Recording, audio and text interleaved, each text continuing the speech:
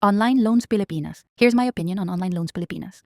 Maganda siya na ola. Mabilis ang approval at submit the basics. Usual information. Basic lang for identification. Meron din reference number. I suggest don't give the number of your family or your company. Delikado kasi sa dami ng balita na harassment style ng paniningil.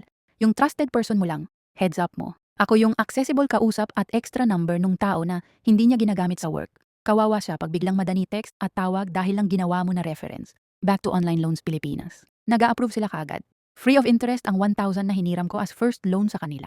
After bayaran, nag-increase siya ulit.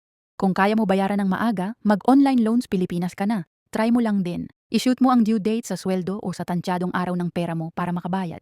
Easy disbursement din.